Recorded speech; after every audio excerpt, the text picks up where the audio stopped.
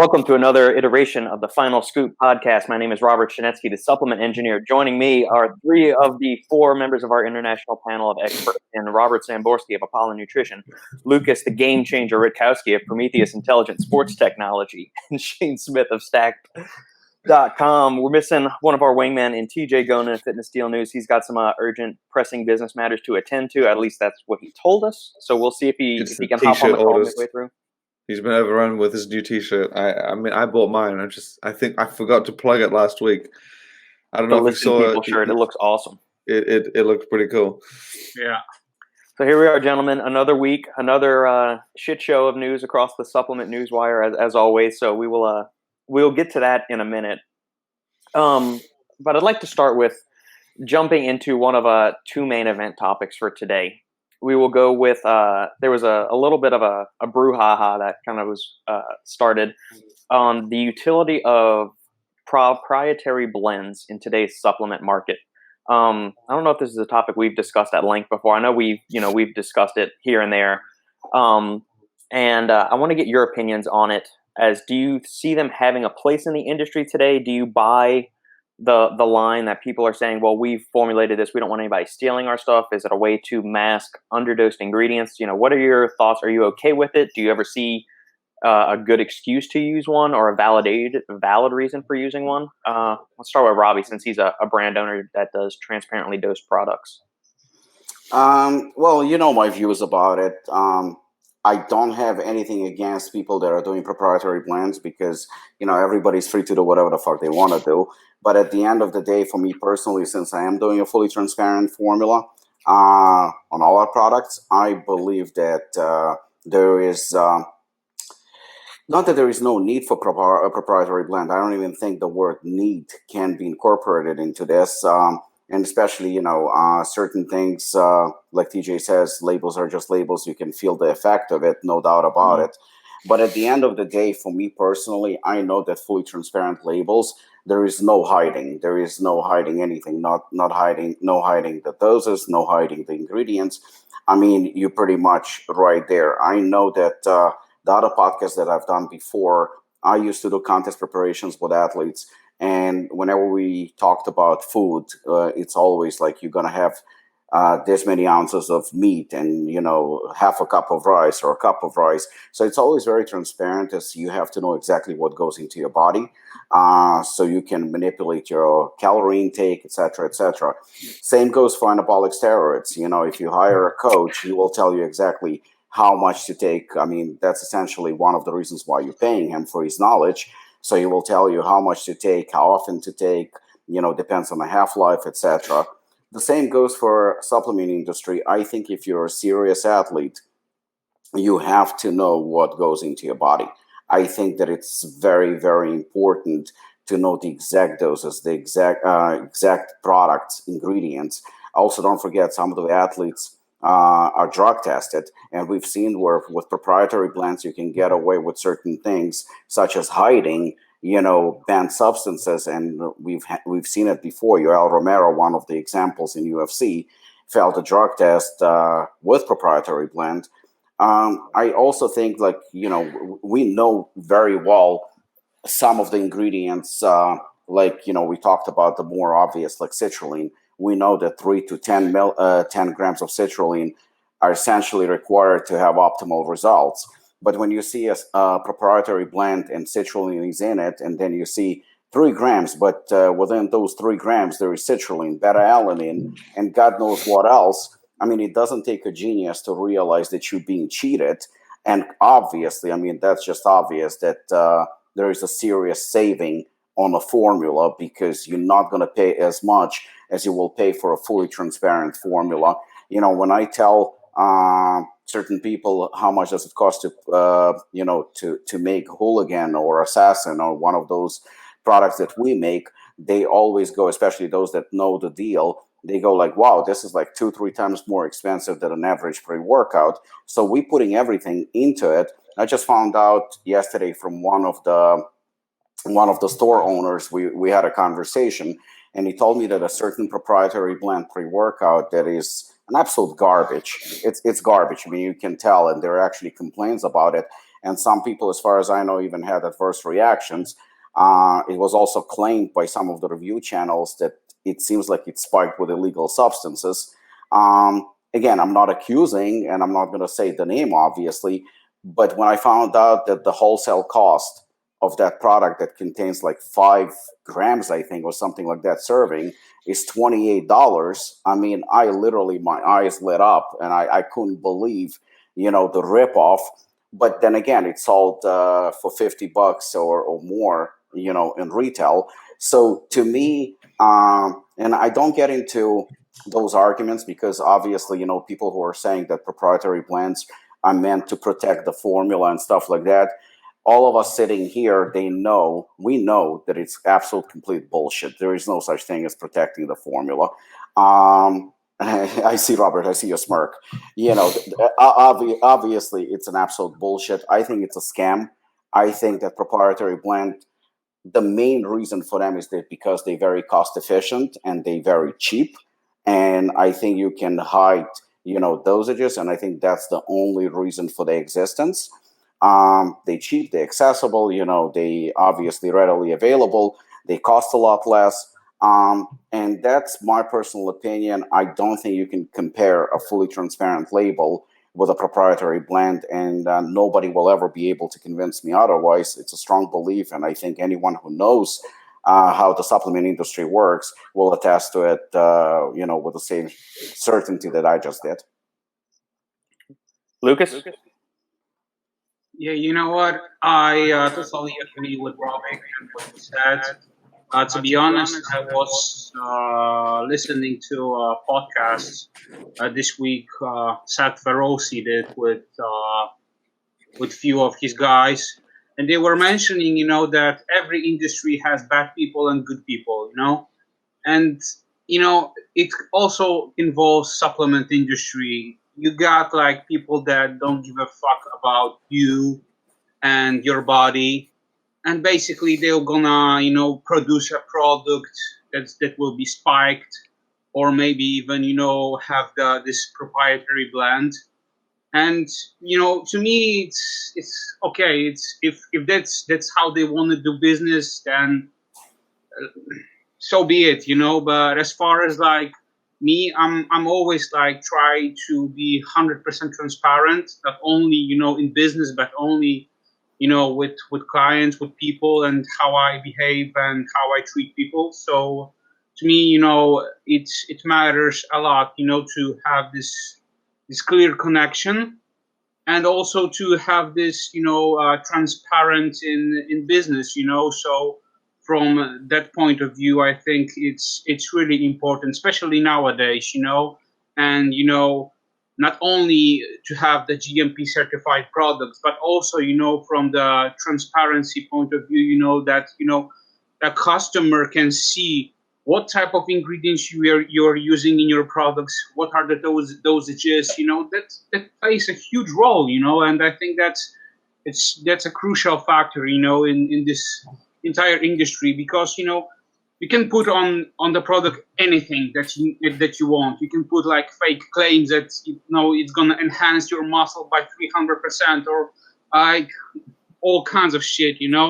I saw like plenty of stuff, plenty of like fake advertisement, and it doesn't make any sense. But people are still buying this shit, and they are still don't understand the point of view of marketing and everything. So that's the most important thing, to educate a person, educate a customer, and offer him this 100% transparency. So when I see a brand that puts the effort and shows everything, what type of ingredients they're using, what type of manufacturer they are working with, and everything, like Robic, to me it's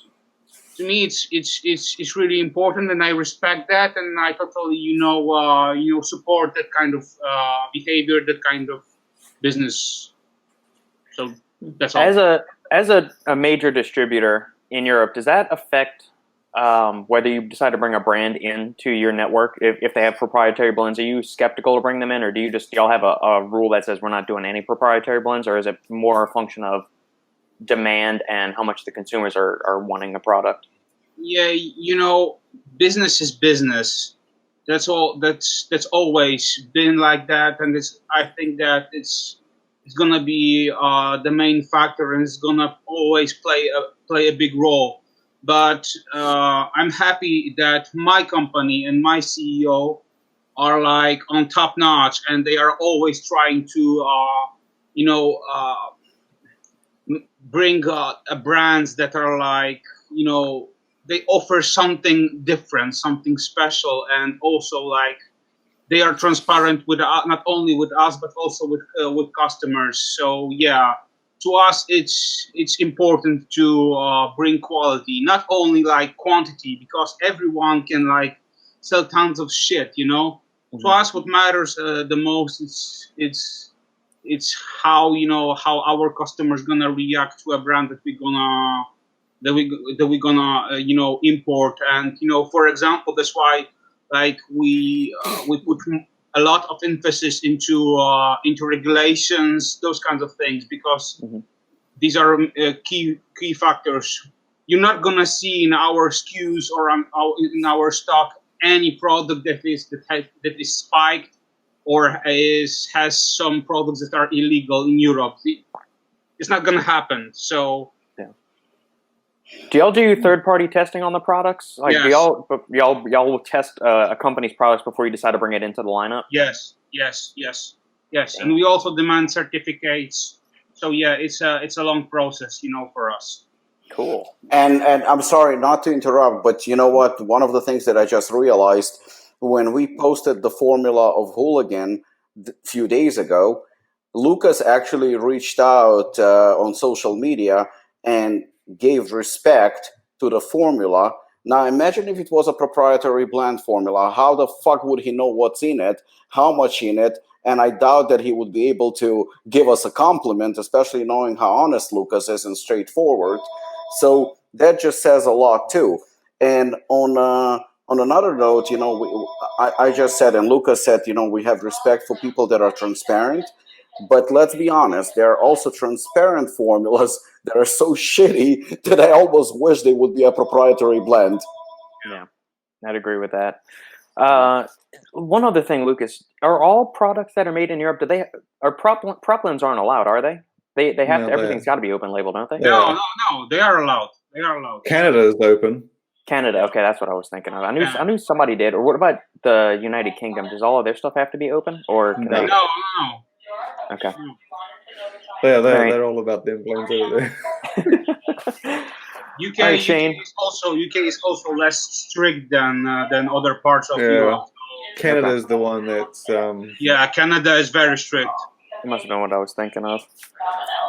Shane, you've been all over the world, and what are your thoughts on prop blends? Do you see, in somebody that covers the news, somebody that reviews supplements on your own site, how do you feel about them? Do they have utility? And then how does that factor in when you are reviewing a product?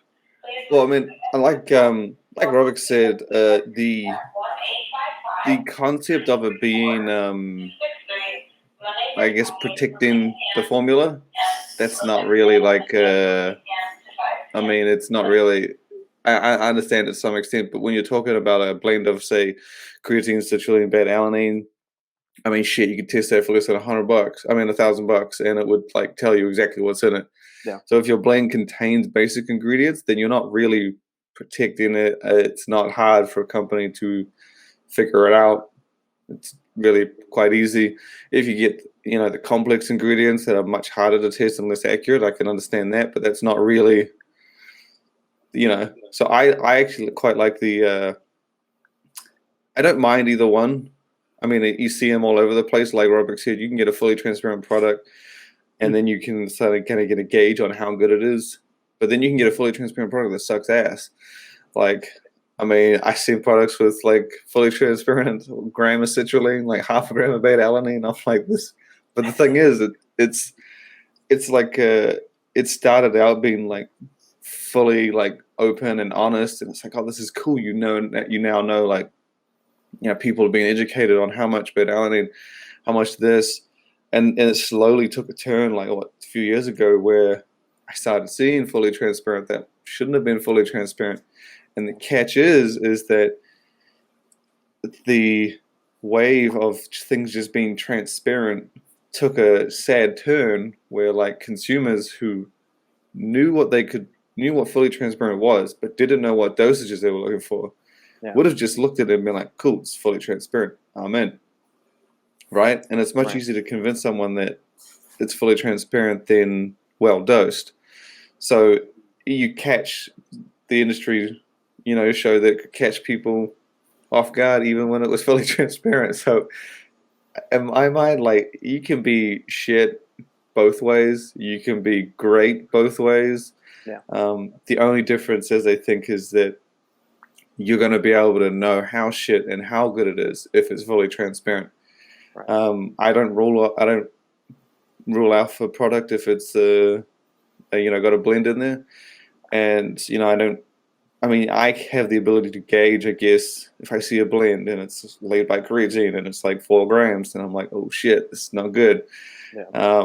But then they put the creatine outside it, and then it's only stems in the blend. Okay, cool, this is good. So I have that ability to gauge. I just feel like that the benefit is tells the customer how good it is. Like if when I go shopping for a pre-workout overseas or in the US or anywhere, and I need one just because I just got there, I need something to get me going. And I look and one has a blend, and I don't know these products. One has 6 grams of citrulline, one has citrulline in a blend. And let's say everything else is equal, I'm gonna go for the transparent one because I know what I like. Right. That's the benefit, I believe, to transparency, is that you're able to highlight things. It's like selling a car without letting them open the bonnet, like you don't know what's in it kind of thing. Mm-hmm. But the benefit is, if you are proud of it and you see it, the customer's gonna, they know what they like. But that's me, because the other side to it is that some people just want a good pre-workout, so they don't really give a shit. Right. And I think that's something that people, one of the common rebuttals to the whole proprietary blend argument or debate is that, well, you drink a can of Coke, or Shane, you're sipping a Monster energy drink. You don't know everything that's in there. You know the caffeine. So, why should we, people aren't up in arms about those things being transparent. So why should we be up in arms about transparency in dietary supplements? Let's get everybody's thoughts on that argument. I don't complain about blends, to be honest. Like, I don't have a problem with it because, again, you can have a great pre-workout and it can be a blend, and you can have a great pre-workout and it can be transparent, and it can be shit either way. So for me, I don't really mind until I try it. But you can gauge sometimes if it's a shit on a blend. But yeah, I don't have an issue either way, because you can tell if it's shit in both scenarios. Yeah. Agreed. Lukasz or Robbie, you have any thoughts on that previous comment where people say you don't know what the hell's in an energy drink, but you're okay drinking it? Well, the energy drink, I had an energy drink this morning when I was going to my barber, but the reason why I had it, because it was early in the morning. I knew that there is about 300 milligrams of caffeine in it, and I didn't have time for coffee or anything like that. And I know what purpose it serves. It serves 300 milligrams of caffeine, which I do know how much is in it, and I like the taste. And that's it. It wasn't a purpose of me going sparring or lifting weights or anything like that. It was just I needed something on the go.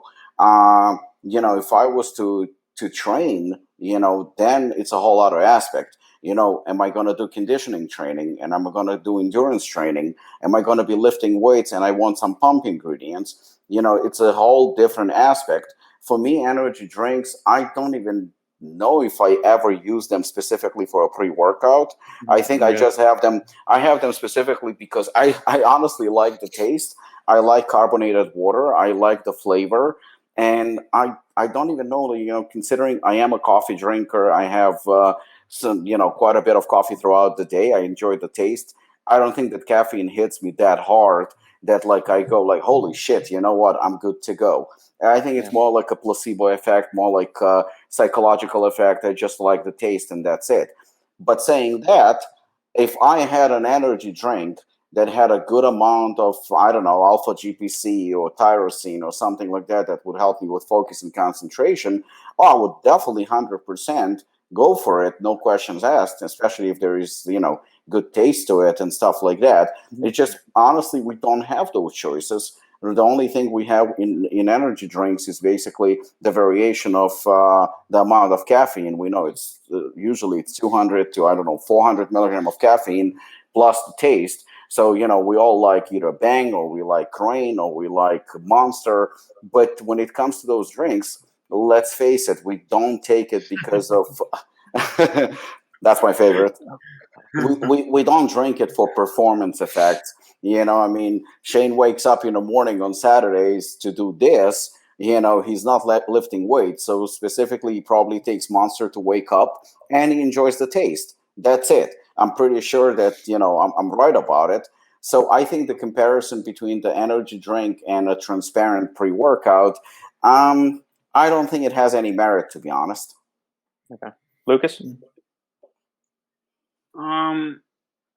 I wanted to just say, as far as the transparency and the blends, I was also listening to one podcast from Australia, What's Up, and they were hosting the owner of Maya Blogs, and he was saying about the proprietary blends and everything, and then he made this analogy that when you are going to a restaurant and the kitchen is preparing you food, they don't tell you what spices they are using and how much of each ingredient they are using to prepare your meal and everything. And to me, it's like a bit Yeah, that's not the same thing. That's not even close to the same thing. To be honest, that's more like saying, okay, I want to order dinner, and then they surprise you. Yeah, and to me that's a bit ridiculous, analogy, and I think absolutely he missed. I get it to some extent. He missed the mark in this aspect, and I also think that okay, maybe our industry lacks this uniqueness nowadays because everyone is using the exact same amount of citrulline, beta-alanine, betaine, those kind of things. Yeah. And you see these same formulas every time, and that's why some companies are trying to produce the proprietary blend to just showcase. Okay, it's a surprise. Yeah. Try it, and you're gonna see great results. And I don't think it's okay. Maybe for some crowd, okay, but to me, as Shane said and Robic, if there is a transparency, 100% transparent product, then I'm going always with it, because I know what's in it, how much is in of each ingredient and everything. So yeah. Yeah, I actually quite like the half and half approach. I don't even know who was one of the first to do it. I know Maya Blocks, Man Sports, Inspired, been doing it for a while, where they just did the full doses and then the stems they were put it in a blend. I actually like that approach. It kind of not like it more than transparency, but it gives you that you get the full dosages of what you the ingredients that should be fully dosed. Yeah. And the other stuff, it gives those brands like BioBlocks to do their their balance, their ratios, their specific amounts of this and that to make it feel. And I guess it's because some of them do have that great balance, even though it may not look like they're great on paper. They have a great balance, and it all comes together. And I guess, but at the same time, all it does is it just, because if they did a fully transparent, people would rule them out because they're like, well, that's way too less of this, that's way too less of that. But then it can all come together. So I understand it to that extent.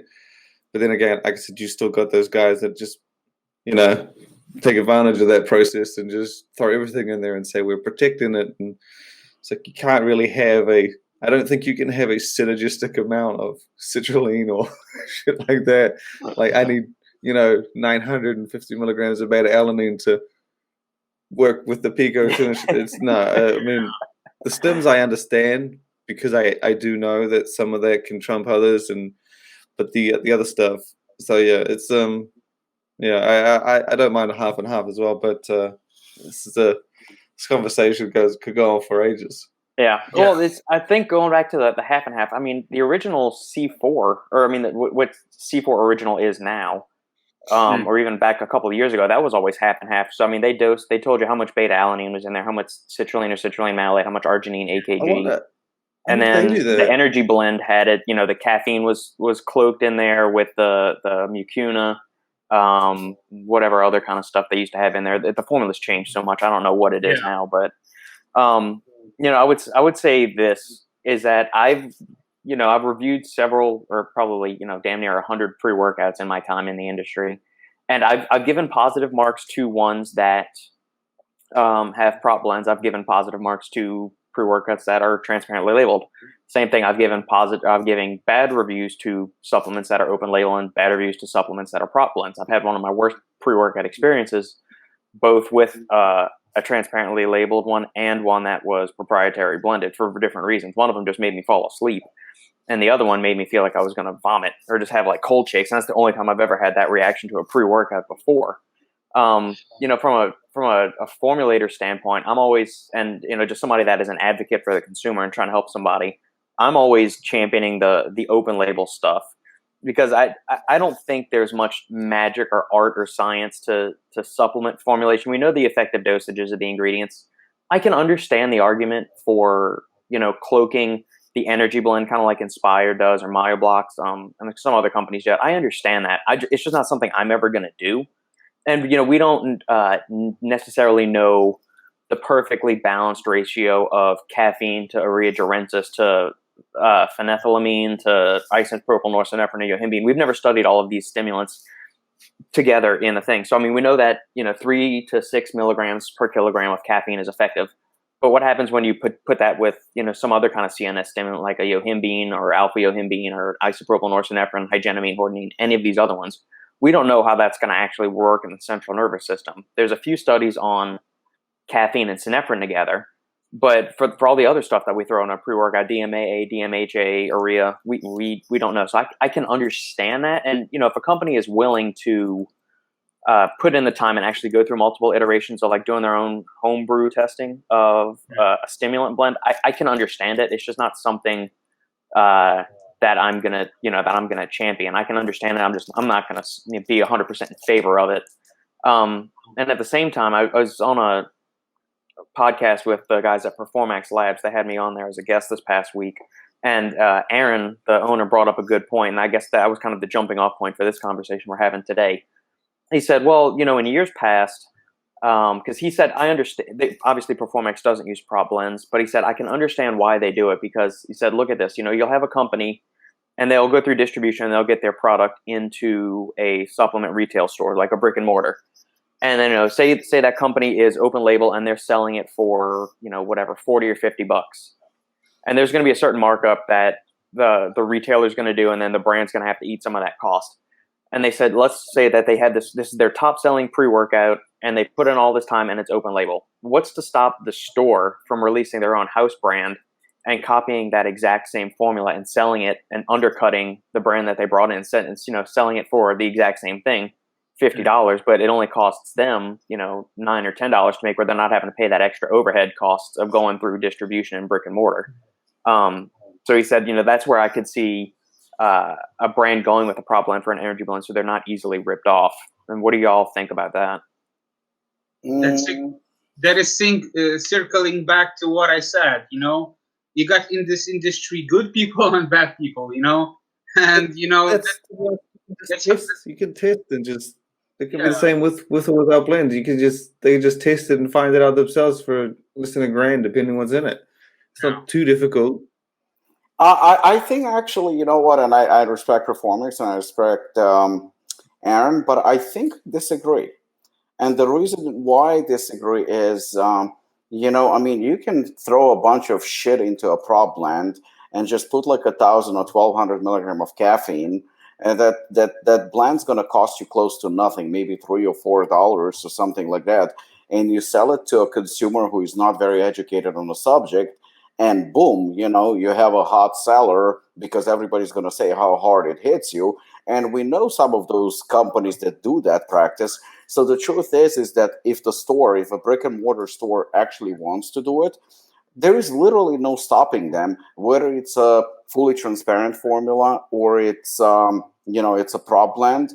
It's everybody can do it, but at the end of the day, and this is something that I've noticed with stores that sell their own in-house brands, I think that on a profit level, yes, they 100% will profit a lot more than buying it from a company. However, here's the problem, is that when there is a specific product that is very, very hot and popular on the market, people come into the store asking for that product by that specific company. Now you're trying to push, obviously, your house brand, and you're trying to save money. So what are you going to do? You're not going to have other popular brands in your store, and you're just going to be pushing yours. You're going to lose some of the consumer for sure. You're going to lose some of the customers because they still want to do, a product that was hyped by, I don't know, TJ or Review Brothers or Price Plow or somebody like that, who people are following, and they want that product. So for you just to bring,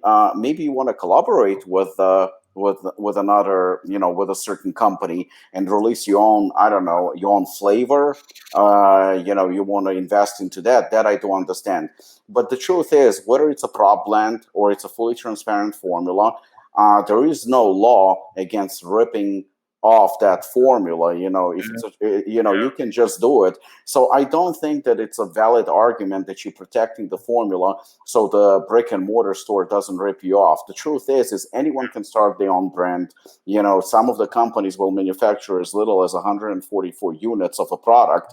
So you're still going to be paying less for it than you're going to buy from any of the companies. But if you are an actual store, why would you have just that product if you can have different products and give a consumer a choice, whether they want to go with a cheaper product or more expensive, more sophisticated product and stuff like that. But for a brand to be scared that somebody's going to rip them off, if I was scared that people are going to copy my formulas, I wouldn't be in this business. The truth is that I've been in this for 5 years and I'm yet to see anyone that duplicated my formulas. I've seen something that resembles, but the truth is, pretty much all the transparent formulas are more or less, the same. You get some shitty ones, but at the end of the day, I don't think you can be scared of, of any of the brick and mortar ripping you off, because it's just, I don't know. I don't think it really protects you. I think the key has got to be I had a discussion with someone the other day about an energy drink. Like if you just put caffeine in there, right? Sweet as. If you put caffeine and taurine in there, sweet as. Let's say you put caffeine and alpha GPC and it's in a blend. You probably won't bat an eye, but let's say you transparently dose the caffeine, taurine, and the alpha GPC. You then open yourself up to be like, that's underdosed. But if we're in a blend, people aren't necessarily going to care. So I think in the pre-workout game, I have to imagine that it's got to be like, I say I formulate a pre-workout. I'm like, dude, this 400 milligrams of caffeine and 200 milligrams of alpha GPC and 300 milligrams of lion's mane. It's not going to look great next to someone who's got 600 milligrams of each. But if I put it in a blend, because I know it works, you're not going to run into that problem. People aren't going to be like, well, this isn't enough. They're likely to try it. So I have to think that it just keeps you out of the argument. And like you saying, I know better. Trust me, this works. And I guess it gets you the ticket to the customer without being compared. But then again, the downside is that there'll be someone who's just putting 1 milligram in there just so that they can take advantage of it and just being like, trust me, it works. And the consumer is never going to know who's like actually telling the truth and who's just trying to steal their money. There is a transparent formula right now of a pre-workout that came on the market, I think about maybe a year or two ago. And I remember the build-up of that brand, and they would market it, the game changer is coming, the best on the market, the king. Who was this? I'll tell you later. You got to name it. I'll tell you later. Are you talking about the C4 Ultimate or Extreme? That crap was? No, this is actually like considered the band behind the product is actually known in the industry. But the thing is that I was actually anticipating the formula because I was like, wow, knowing who is behind the product and the hype and everything else that was building up. I mean, Huh. I was really anticipating it, but then the formula came out, and I'm looking. It's a fully transparent formula, and the first product, the first ingredient on the supplement facts is citrulline, obviously, and it's 1 gram. 1 gram of Wait. citrulline. What brand is this? You're killing me here. Wait, did they say it was a game changer, or did someone else say it was a game changer? Because there's two distinct differences. No. They said themselves that they're the game changer. A They gram of citrulline? 1 gram. 1 gram. I don't know who it is. 1 I gram don't- of citrulline? I'm sorry. Actually, I'm texting you right now. Was it their brand Apollon Nutrition? Yeah, sure. Check your phone. Oh, I got it. You got it? Yep. I've never even heard of that brand. Who the fuck is that? Have a look. You'll know. I've never heard of that. Yeah, but I wanted to touch the topic that you mentioned, Robic, about the collaborations with with the brick and mortar. I think it's a pretty cool idea as far as making the exclusive flavor and supporting the the retailer that way. So it won't have any conflict with you, and you can have this mutual cooperation. Well, when you support him and he supports you, So I think that's a pretty cool concept, as far as No, Never heard of comparing that limited brand flavor, limited in run. my life. Shane, you're officially fired from Stacked. No. See, here's what I always say. Someone says to me, it's like, "Oh, you haven't heard of this brand?" And I was like, "Look, dude, I look in a mountain of different places. Okay, if I haven't heard of it, the good chances you probably haven't put it out there enough, or it's not like. I mean, I share some small brands, but I mean, I've never heard of them. No, Never. like I said, I believe you. It's a smaller brand, but the man behind the brand is known in the industry. But my point is, it's a fully transparent brand, and it's not the only one. So I'm not going to be saying that he's the only one. We've seen brands like this all over. Look at Lukasz to smile. That is a terrible game changer. I know the brand, and Yeah, of course. To be honest, I'm a bit, I was shocked. To be honest with you, I was absolutely shocked. I'm shocked who is hyping this shit up. Oh, come on. That was to be expected. Did I miss something? Do I not know these guys? I haven't even heard of the guy. I don't even know the guy, the brand, or the product. Robert is missing a lot of shit right now. No, he's not. I had to go change a poopy diaper, so sorry. You know what? If you did that, that was extremely impressive. That was fast. Dude, I am a pro at this. Trust me. I pride myself in that quick. That was like a world record. That was impressive. That's one of my jobs that I'd have to do, but I'm not that It took you good. like maybe 1 minute or something. Yeah, man. That's impressive. Thank you very much. That's Nah, see, I don't. See, for me, if you say game changer, there's two catches because the brand you're talking about, like, it's quite small, right? So yeah, it's on the smaller side. But I you know understand what? smaller companies doing it because you need something, right?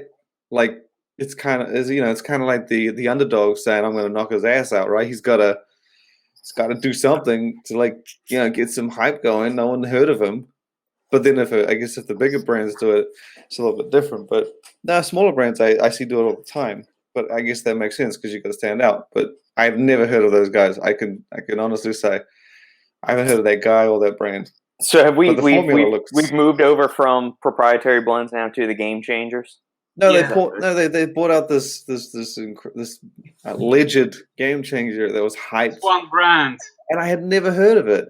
And he sent me sent it over in chat. Robert, and check your WhatsApp. Okay. Have you heard of this? I feel embarrassed. I should have known about this. Oh yeah. Robbie, I've seen the formula before of it, and let me see.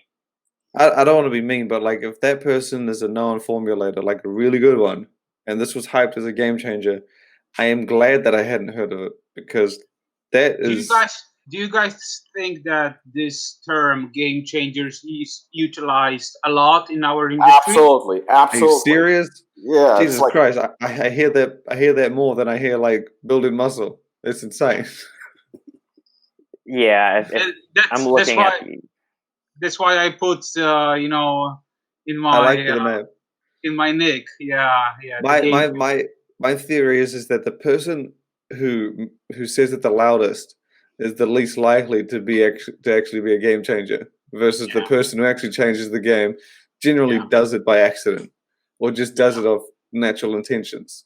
I still say to this day I've seen about 3 game changers.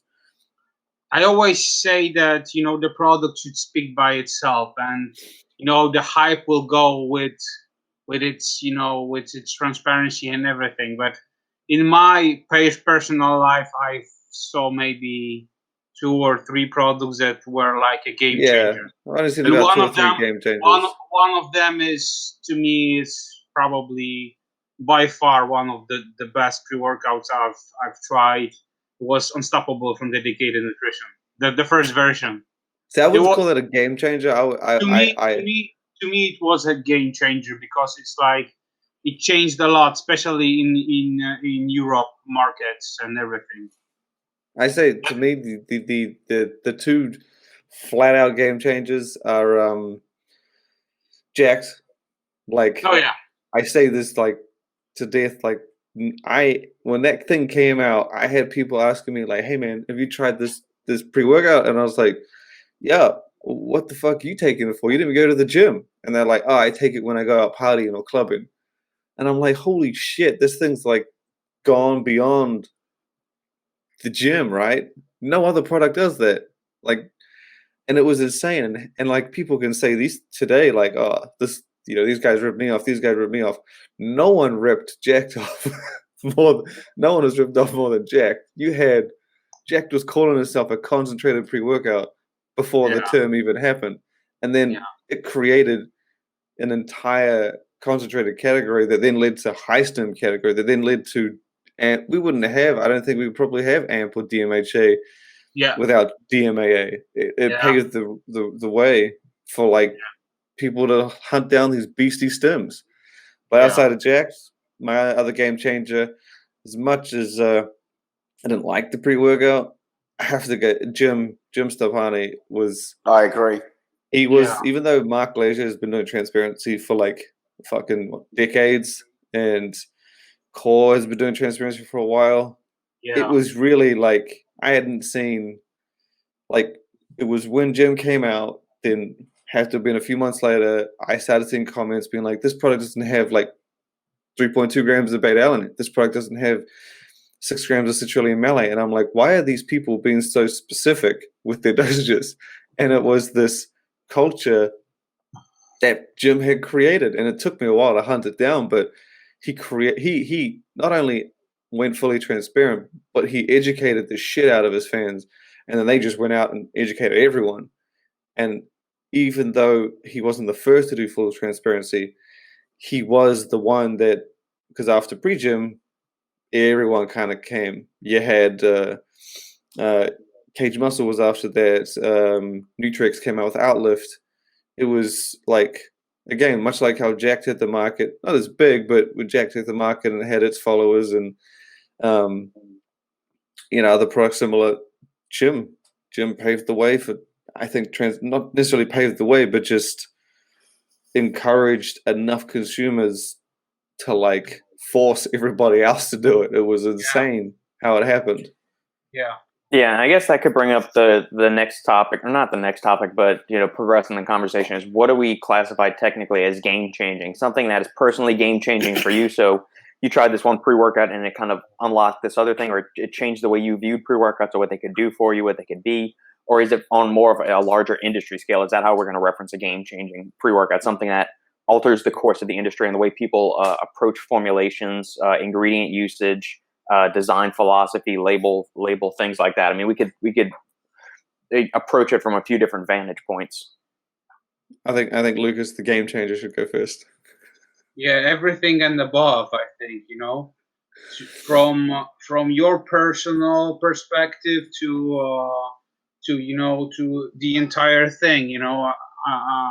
I think that the game changer is something that not only influences your perspective to business and to market and to supplement, but also how the entire market and how the business is impacted by this kind of product. If someone is saying we have this game changing formula that's gonna revolutionize the industry, okay, it hypes you up, but once they reveal this stuff and it's flatlined, then it's like, what the hell is going on, man? So yeah, to me it's like brands should be more how can I say it, more humble about how they present their products. And I also always say that the product should speak by itself.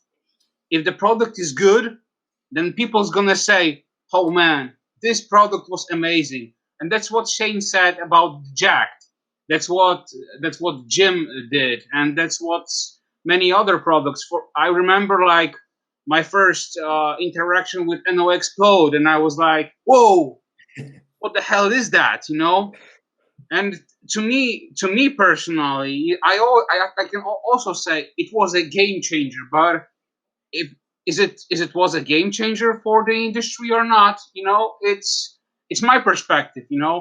I can agree with Shane that Jacked was amazing, and it definitely had a huge impact on the industry. I remember when I was when I was starting my work at the distribution and everything, Jacked was out there, and it was selling a lot, so definitely.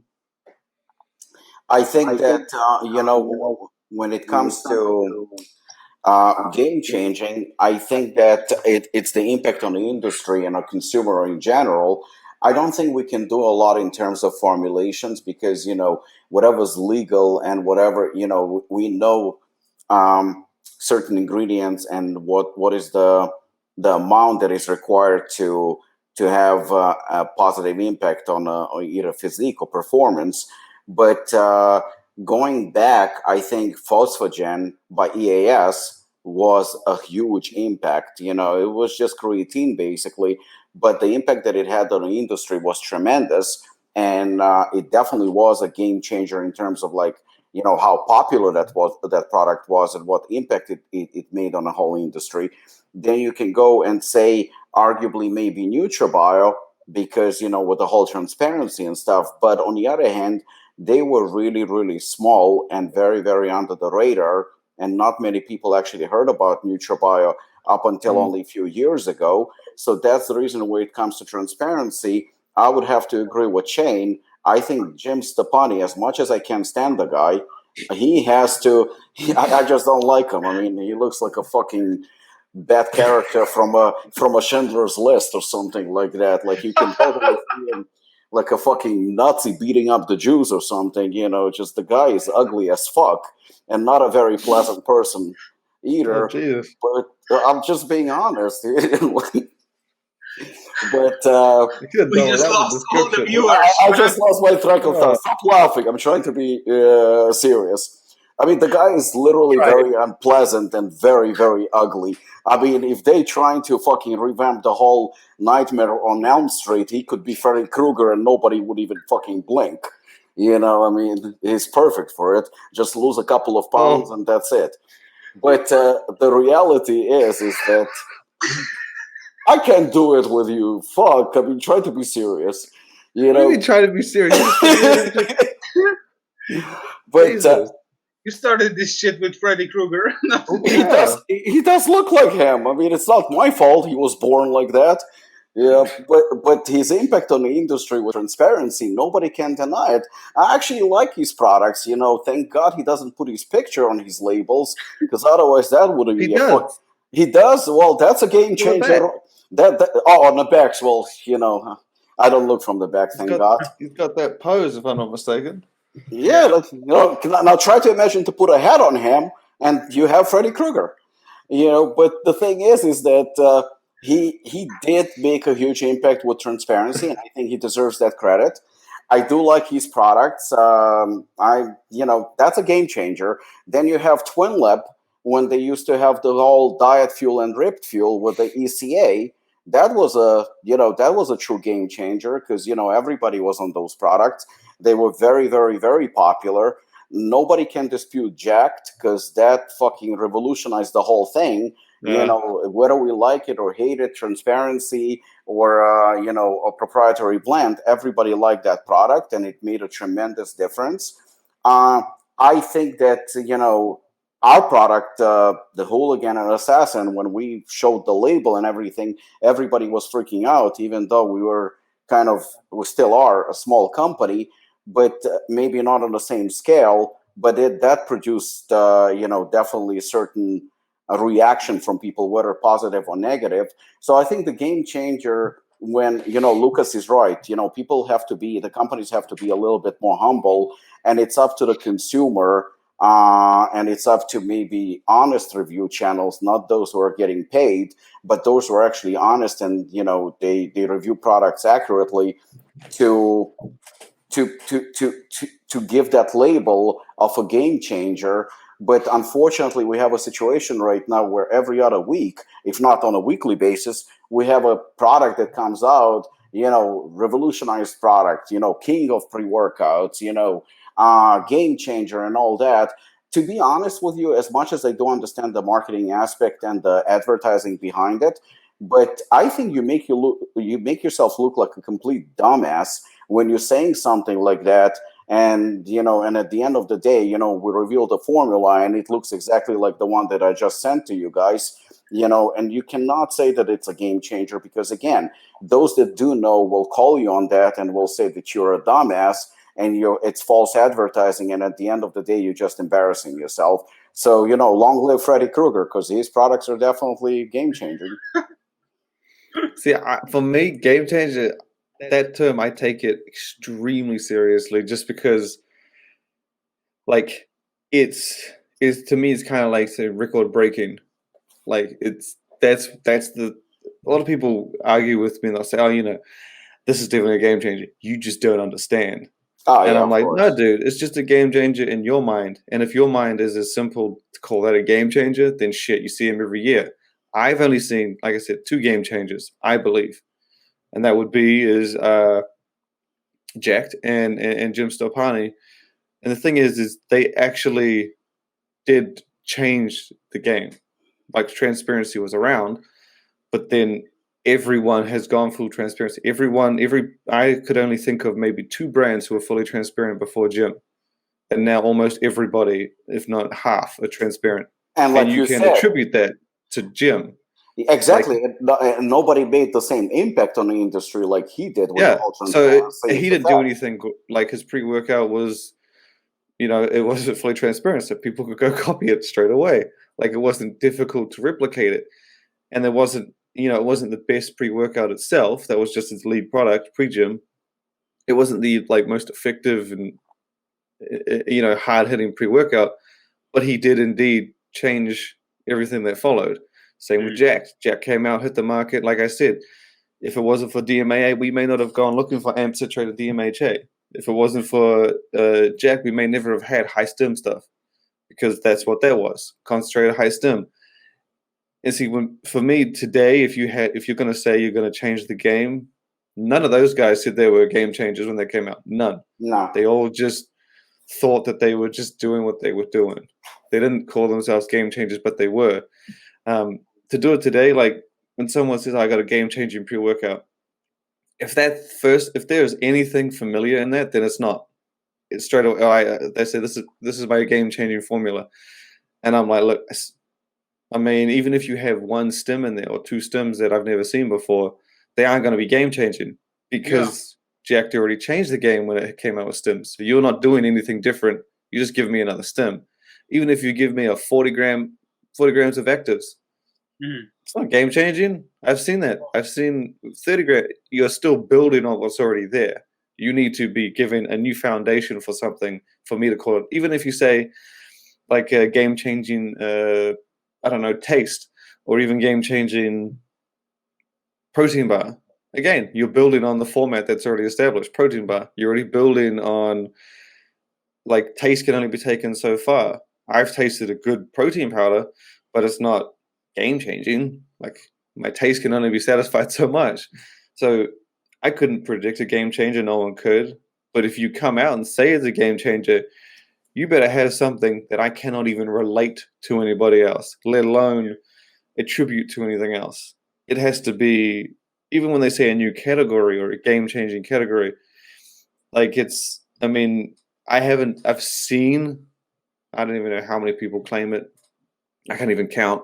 It's at least once every 1 or 2 weeks. But like I said, if you're building on something else, there's a game, like I said, game-changing pre-workout, that category is established a decade ago. Like, if you want to actually say it's a game-changing pre-workout, I mean, if someone came to me and said, and like gave me like a red pill and it had like little explosions inside, like that new Netflix movie, I would be like, holy shit, that's probably going to change the game, right? But like, if you give me the same format, the same ingredients, the same old story, I'm just like, it's not a game changer. It's not. It's just. But that's my opinion on game changer, because I know other people's are much lower. Well, I do agree with everything you said, but let's be honest. Even those people that claim that they have a game-changing pre-workout, a game-changing product, a game-changing formula, let's be honest, 99% of them know that they're lying. It's a fact. They say it's interesting. Yeah, they're saying it. Come on. No, see, I don't think they think they're lying. I think a lot of them believe it. Seriously, look at the formula I just sent you. No, I know, but I think and I'm calling them out right now. The caged muscle thing that was hyped for I don't know how long. It's a watered down version of their existing product. There's nothing innovative about it. It's the same guy that formulated the original caged muscle pre-workout, who's also formulated Pre-Gym. It's Brian Rand. He's a co-owner in Caged Muscle. He formulated the stuff. Jim Stepani says he formulated it. Bullshit, he didn't. Brian did. Robert jumped in. And it's just... Man, Robert passed the torch. Yes. Where did this come from? You started it with the Freddy Krueger. I was game changer of our podcast. I said the truth. It's just... I'm so done with this. The game changer. I mean, the egos in the industry. It's just such crap.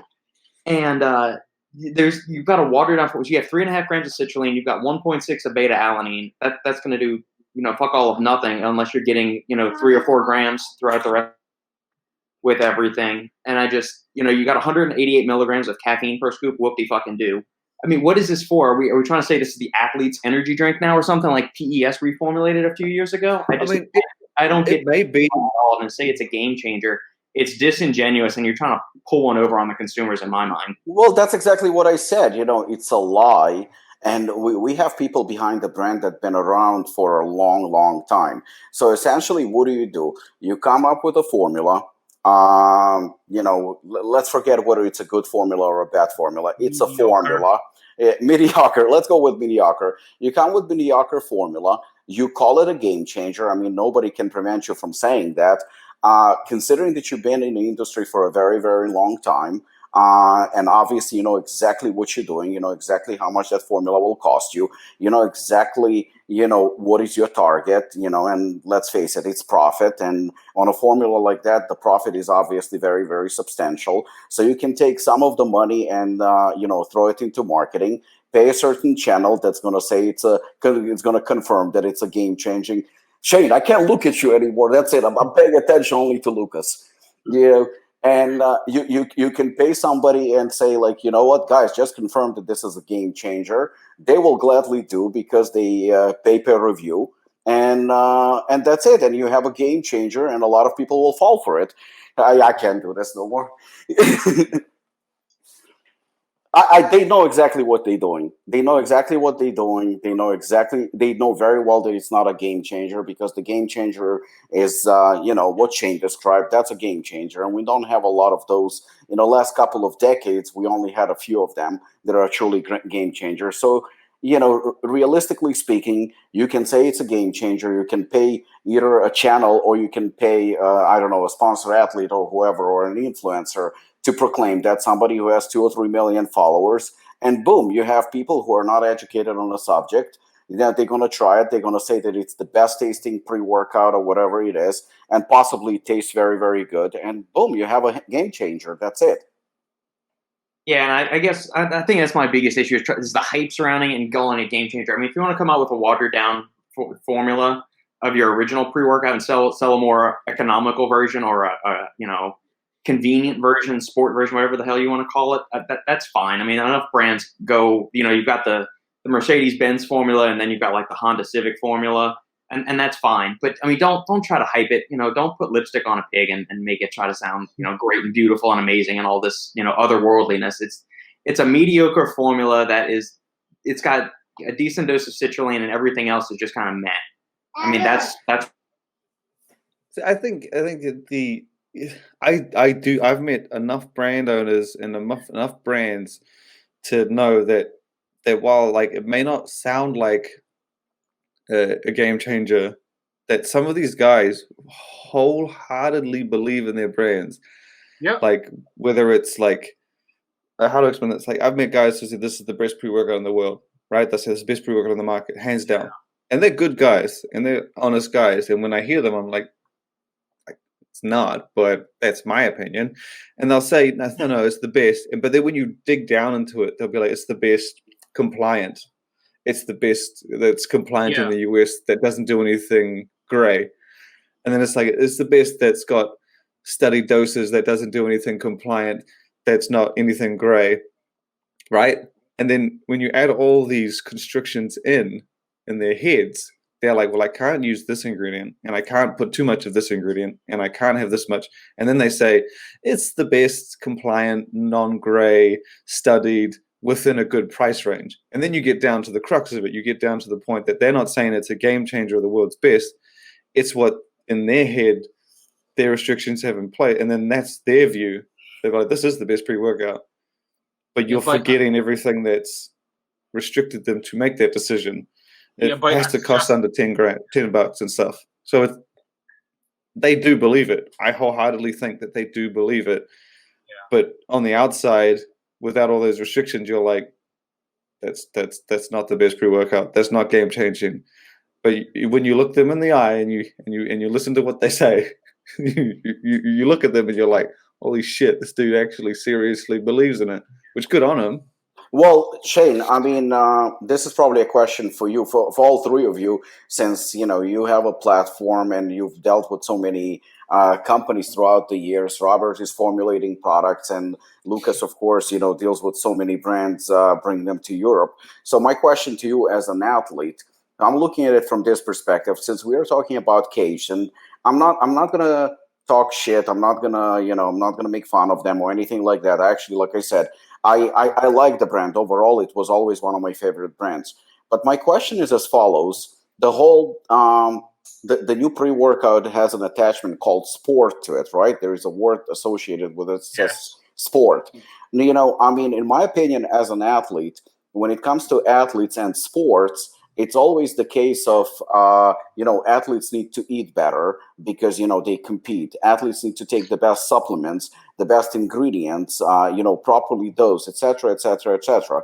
So when you have Pre-Kaged, which is, a pre-workout that's been around for many years, it doesn't have an attachment of sport to it or anything like that.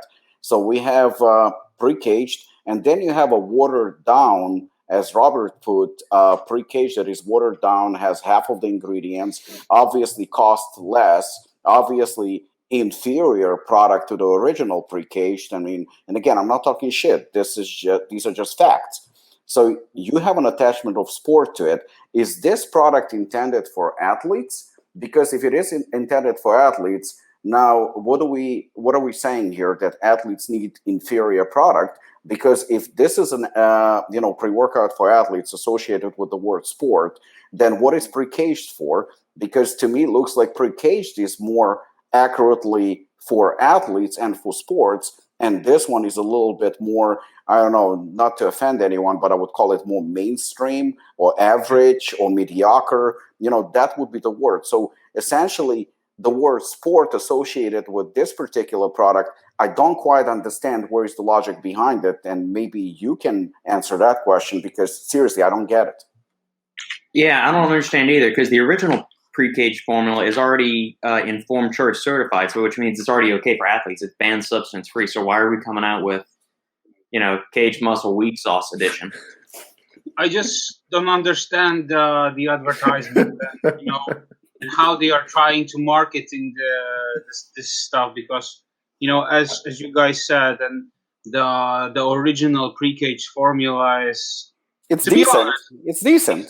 It's decent. I would ditch some stuff like BCAAs and a few others ingredients and change them, but in general and in overall, I see worse. So in my opinion, pre-caged is pretty okay. But as far as this sport, this new edition, to me, it's a huge mismark, and I think that they shouldn't say it's a game changer, because it's not. Well, it's not a game changer, and it's not sport. Guys, let's be honest. It's like saying, as Robert said, it's putting a lipstick on a pig. It doesn't make any sense. It's just okay, let's make a formula, put a sport on it, and just say it's a game changer. But okay, it's a sport formula, so they are trying to to reach the mainstream, the CrossFit. I don't understand. You see, I think I don't understand the reference in sport, like adding it to the end, pre-cage extreme. Cool, it's gonna be a beast, right? It's gonna be hardcore. Pre-cage stim, sweet, more stims. Pre-cage performance or power or endurance, it's gonna be a longer lasting. But sport, C4 did it. We mentioned C4 did it. But it was a better formula, no? As far as I remember. No. C4 Sport was more, if I'm not mistaken, that was their Walmart series. It was and they didn't make any claim against it. They have a roadmap and they outline, this is the beginners, this is the mainstream, and then if you want to go advanced, it's you got steps to go up, and they made it very clear, and it's all credit to Celico for doing that, pre-workout for each level. So I mean, I don't understand the sport attachment. They did it C4 did it first, but I kind of understand you got to put something on the end. You don't want to call it pre-cage basic. You don't want to call it pre-cage. But don't you think that? But you would respect it more, I think. Don't you think?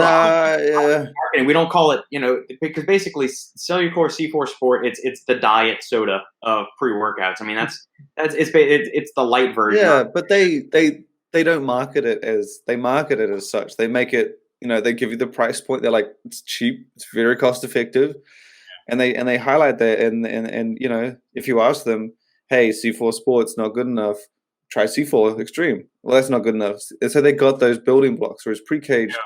But either way, I think, if it's not a game changer to me, but if you are going to say that that's a game changer, then what's game changing? You have to understand that, okay, cool. So if that's a game changer to them, a pre-workout that's slightly simpler, that does open their brand up to a newer audience, and opening themselves up to a newer audience or a more mainstream market or a more endurance market or whatever, if that's game changing to them, then okay, cool. So I mean, if they do if they did a higher stim or a bodybuilding version or a few locations for Simon near you. Oh Jesus! The first one is Simon James tipped off my Google. At 230 Jerbois Road, Auckland. Yeah, and I guess for the listeners. Say we did.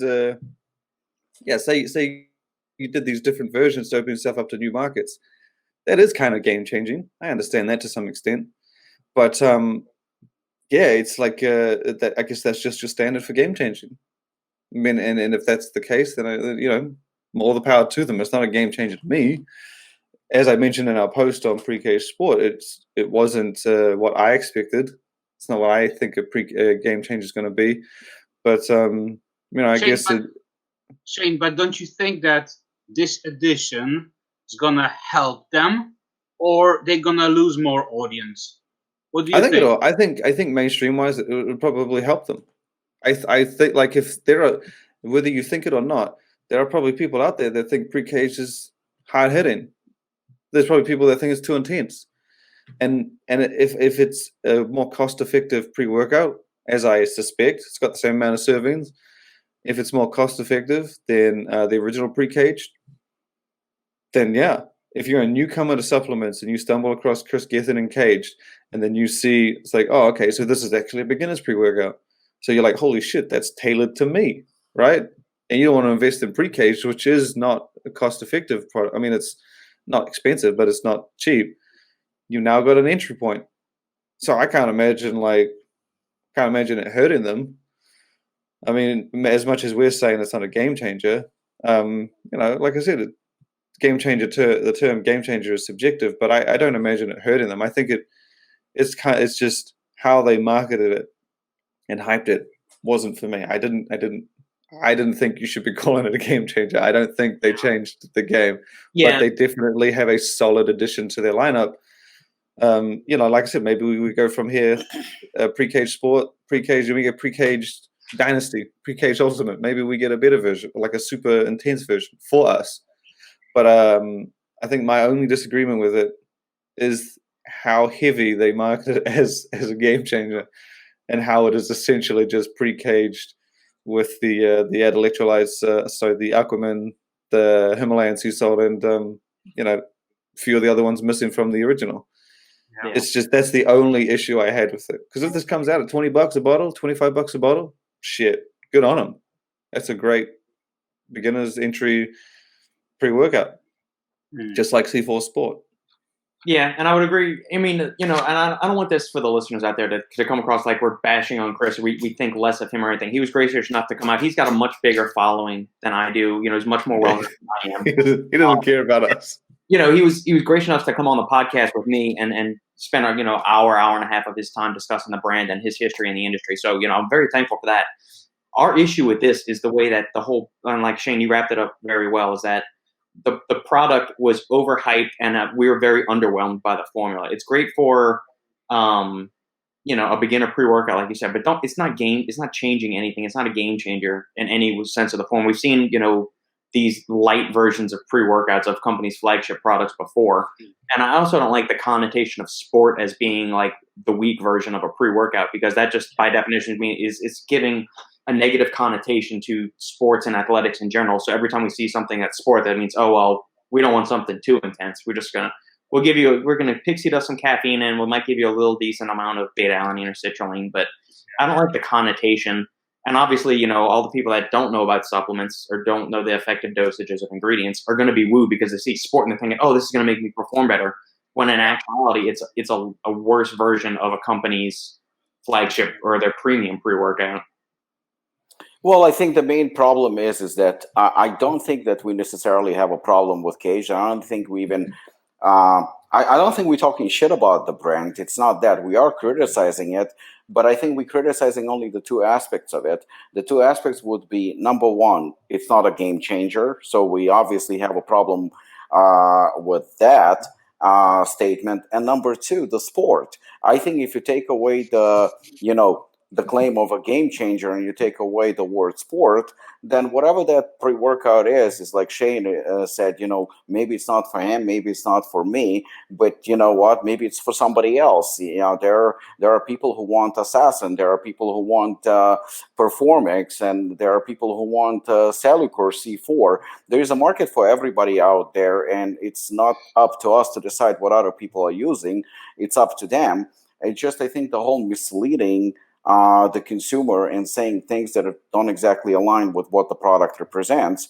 Because when you release a product that is inferior to your original product and you're calling it sport, then it makes very, very little sense. And when you're saying it's a game changer, and I do understand that a lot of brands are doing it, it's not exactly the case, because you're not a game changer. You're just a basic pre-workout with nothing innovative about it.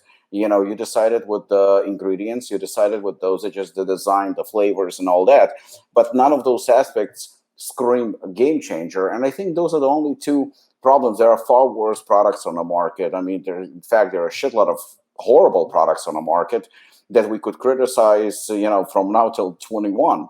It's not the point. The point is just don't mislead the consumer by saying something that is not accurate. And and when you choose, you want to put something like a word to it, extreme or sport or light or stem. Make sure that it corresponds with the label and what the product is intending to do. Because right now you have a situation where you have a pre-caged pre-workout, and then you have another pre-workout by the same company that is 50% as powerful, as strong, but you're calling it sport. If you're trying to compare the two, then instead of sport, just call it pre-workout for pussies, because it's going to be more accurate. No, I don't have issue with it, with the game changer term. But the thing is that's pretty much been and gone. They're not probably going to be marketing it ongoing as a game changer. That was the only.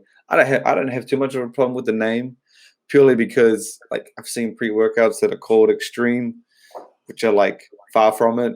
So I mean, for me, I'm not. That was C4. If they remember correctly, the old way back, it was called C4 Extreme. Back in the early 2000s and teens, they had a C4 Extreme, but that was the only one at the time. So I guess that if that's your base point. But I still applaud Cellucor for being so to the point, right? If you say C4 Extremes, it's not enough. I'm on more energy. They got they had that C4 X50 at some point, and it's I want something more complete, ultimate. Then you went even bigger with Dynasty, and they say, this is a bit too hard for me. Let's go down to C4 Sport. They make no hiding what each of them is for, and the price point reflects that. Sorry to bother you, Shane. I want to add one thing about the Cellucor. They're not saying with every formula that it's a game changer, Every edition, okay, it's advertised we've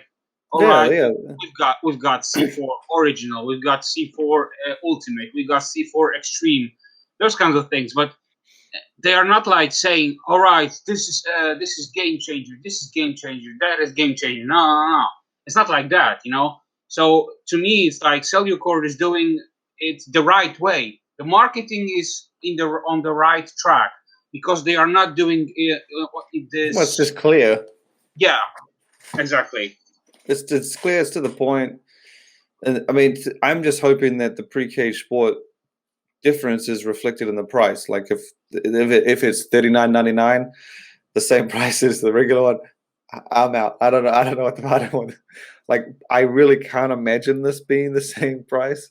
I'm expecting $25 to $30, maybe 20 to 25. I would hope. I mean, but again, it's I feel like that's going to be again, if you say, "Hey, show me cage muscles pre-workouts," and I see two, and I see one at 25 and one at 40, I'll be like, cool. And the C4. The pre-cage sport's smaller.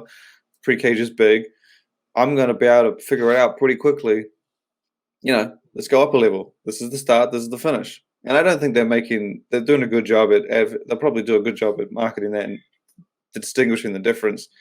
It's just that I don't like being disappointed. It's kind of you see a sweet ass movie trailer like Tenet from Christopher Nolan. I want to go see that. The movie looks dope. Shit's going back in time. It's Christopher Nolan. It's gonna be trippy as fuck, right? But if I go and I get another Star Wars Episode 9 or something else that's just, I don't know, disappointing, I'm gonna be upset. I'm gonna be mad. But I think part of our if we're coming across overly negative in this segment on it, it's that because we've come to we're supplement consumers first.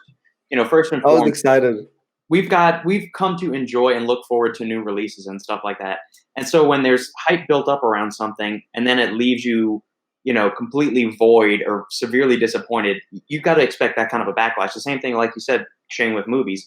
There's all this hype, all this great, pomp and circumstance, and then you get to the actual, you get the payday, and it's severely underwhelming. And I think where all of us is, we are excited. We like to try supplements. Even as a brand owner, Robbie goes and purchases other companies' products and uses them.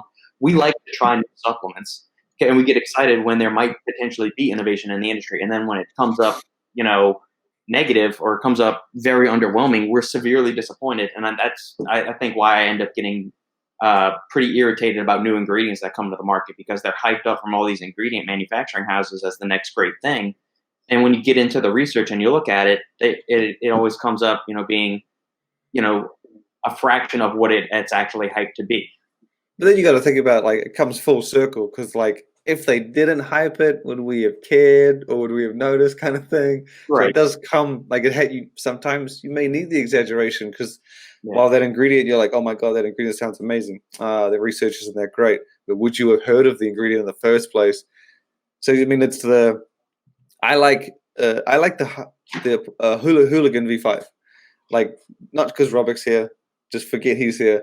But, like, you have a few hypes mentions here, and it comes out, and it's like, it's not game changing. It's built on what was already solid, and it's gone a step further. Yeah. That's what you want. You want evolution. You want innovation. That's what we award for like brand of the year and stuff is evolution, right? Like, if I, last year I take a pre-workout, a post-workout, a protein, and all this stuff, and I reach new heights in my training. I become stronger. I become faster. The next year, if you give me something better and my training can get better, or I can feel like my training can get better, that's what I want to see, because the industry is always evolving. And if you can push and give me something better than what I had, then like, props to you. And that's what Apollon did. It didn't just say we're coming out with a new Hooligan. They said it's the 5th version, so you're not expecting, like, mind-blowing. There's been 4 before it. But he took it a step up. He increased almost every goddamn ingredient, rebalanced a few, added some in. Nothing was less. Nothing was, like, it was what you would want. And that's what you want in a hype train, right? Someone says, I got a new pre-workout. They give you what it's not more than what you were hoping for. It's not less. It was right on what you hoped. It's an Avengers in-game. Comes out like what you wanted it to do. And that, to me, is the bare minimum when it comes out with evolution or innovation, is that you want that doesn't disappoint. If you can give me more, cool. But if not, I'm happy with something that's going to, lift my game up. If my pre-workout can now take me a little bit further this month, in the next few months, then sweet. You're the best. That's all I can ask for. That's ideally what you want. Again, not because Robert's here. Well, first of all, Shane, I mean, all bullshit aside, thank you. It means a lot, especially coming from you. But going back to what you said about the hype and everything else, I call it the McGregor effect. You're a huge fight fan. So, yeah, by the way, sorry about last week. Dude, who could have predicted, aside from Steve, who could have predicted Sean O'Malley? That was one fight that was a guarantee, and that was my less risk. That was the safest bet I made. You know what? He falls over, and I still don't. I still don't accept that he lost that fight. I call it a freak accident. It was a freak accident. I thought the betting people were going to be like, it's okay. That's okay. That was fair. It's a shame. But what I mean by McGregor effect, when McGregor came out, a few years ago, he would always say, I'm going to beat this guy, I'm going to beat that guy, I'm going to beat him in the first round, I'm going to beat him in the second round. And what he actually called, it came true. Pretty much almost every fight, he delivered upon his promise. And that's the reason why he became so popular. That's the reason he became a mainstream name. That's the reason why he became a multimillionaire. And that's the reason why he's still the highest paid, MMA fighter, and everybody wants to see him. However, if you think about it, in the last few years, many copycats came out, and when they do interviews and they hype themselves up, they actually copying McGregor. They copying McGregor, and they saying what he says. They trying to act the way he acts. They trying to, well, they're not original. They're trying to be McGregor, And the thing is that they fail, all of them, 100%. Some of them are a little bit more popular, some of them are a little bit less popular, but the bottom line is nobody reached McGregor. He still remains the original. He still remains as the top seller. He still remains as the man. The reason for that is because he delivered. He delivered.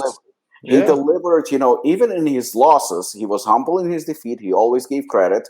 When he beat the living piss out of Jose Aldo and knocked him out, and Jose Aldo is one of my favorite fighters of all time, he actually still made a point to say how much he admires Jose Aldo. He actually came as a class act.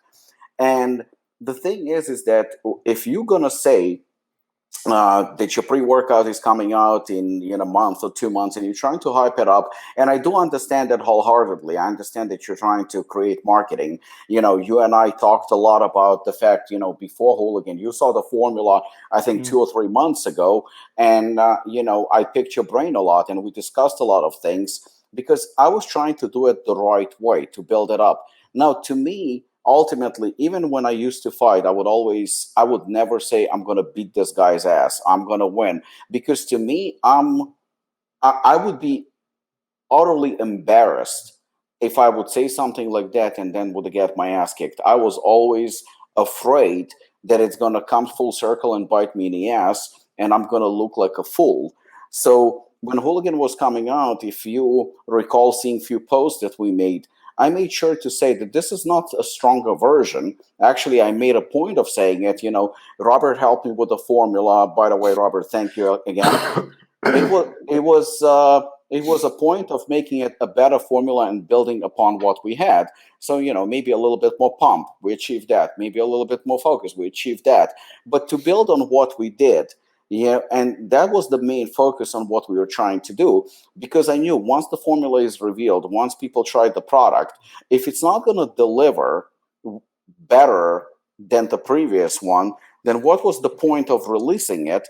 Ultimately, people like Robert, people like you, like TJ, just going to fucking tear us apart because we lied. We said something that is a game changer that it's not. Something that is, best ever, but it's not. I think that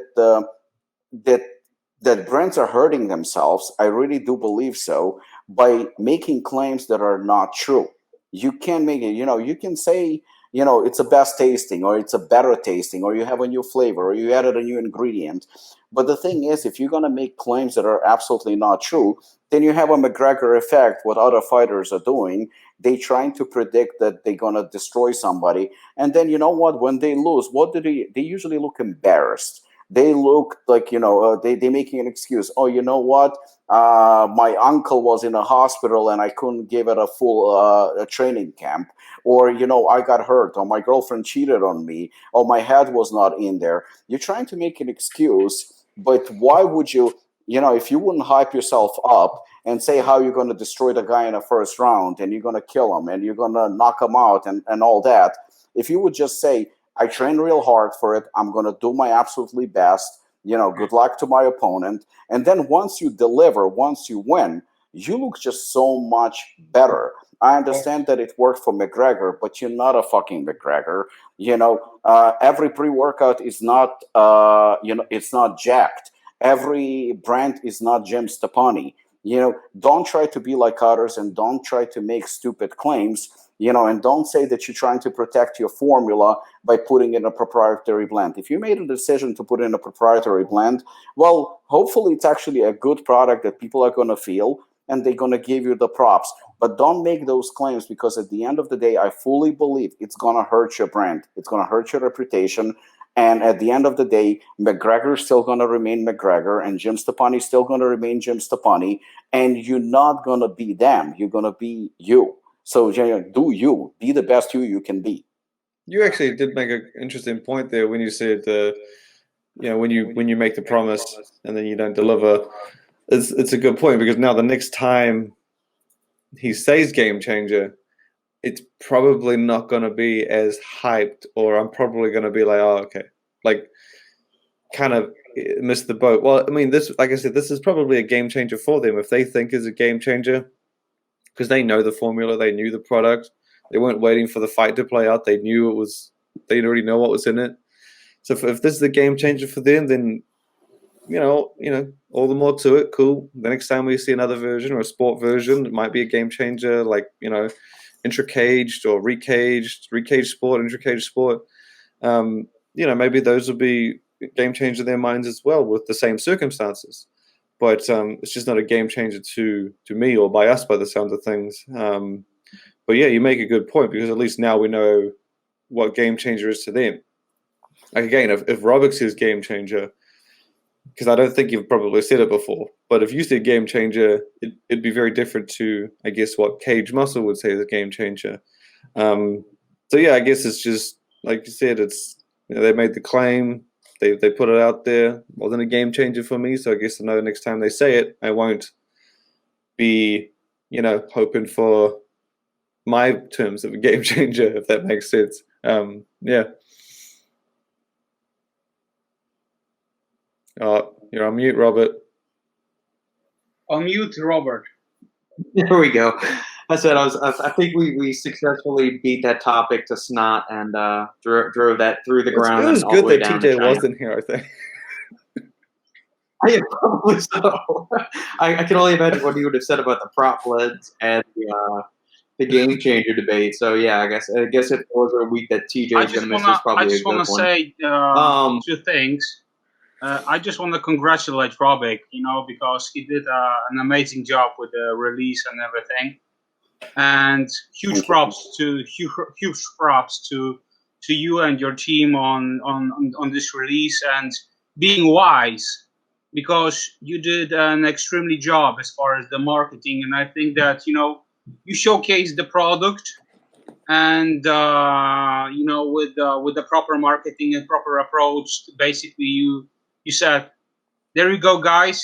Here's the newest formula. You can try it or not. It's up to you. And you can call it a game changer or not.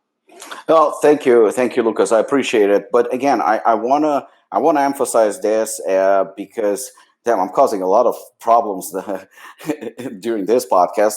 But honestly, and once again, Robert helped me with the formula tremendously, and it seems, and hopefully, Robert, I'm not saying too much, seems like certain people do not give props where props due. And I think Robert is probably one of the most underrated person when it comes to formulations in this industry. And in my personal opinion, he is the best, because the input that he's giving me in the last couple of formulas that we've done are absolutely amazing.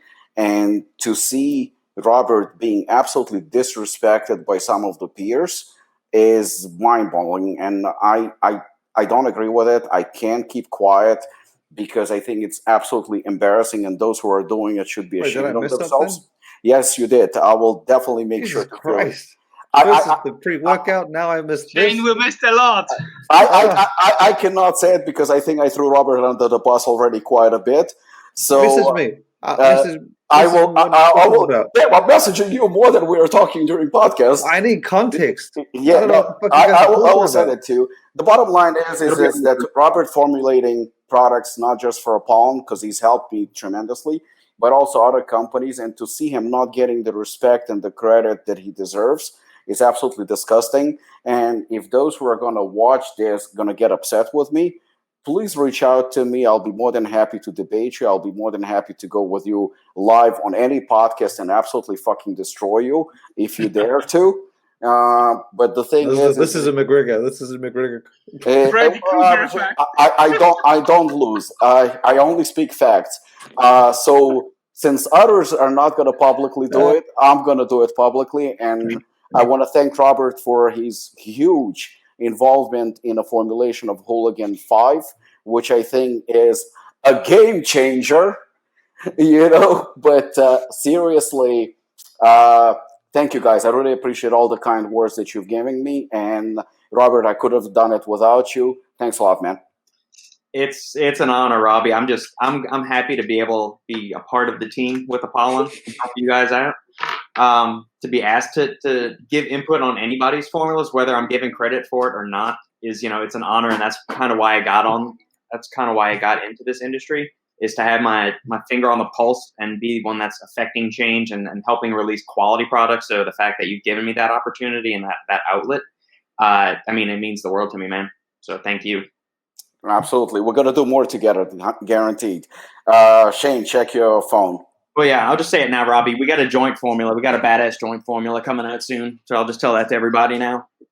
Damn it, you guys got to give me context. I have no idea what you're talking about. Oh, well. So, all right, we're an hour and a half into this, guys. Do we want to go for the fast fire round from Shane, or are we going to call it? We're going to put a ball in this. Well, if you want the quick fire round, it's going to be very short because two of the stories I was going to talk about are fucking already gone. So I've only got like two left. No problem. And TJ's not here. Okay, well then, yeah, Shane, go rocket fire with your two. So I've got two, and I'm gonna go with I don't know who to go with on this. I'll just go with the group. So the first one is Sneak Energy. I don't know if anyone saw the gaming brand Sneak. They came out of the UK. They pretty much been on a slow rise over the last year or so, but they announced a collaboration, their first collaboration, and it's with a UK candy company, not something I'm familiar with at all, in millions. I just wanted to get, I don't know how many people saw it, but I was just interested to get the take on it. It's they took a pretty interesting approach. If you have the time to watch the video, definitely watch it. It's really, really cool. What they did is they basically got this dude to kind of, I don't know how much of this they did, but like they played a video and they made it seem like the dude went back to like the 90s, early gaming days. Like he had an N64 in there and kind of explain his story and flavors and experiences in his life and why he liked gaming, and then basically came through the ages and like how gaming helps him escape and how it takes him back to a time where, you know, anything could be real and you could control the reality. And they just touched on all these crazy emotions, and then they were like, boom, it's Millions Candy, which is I guess it's kind of like an iconic candy company from the UK.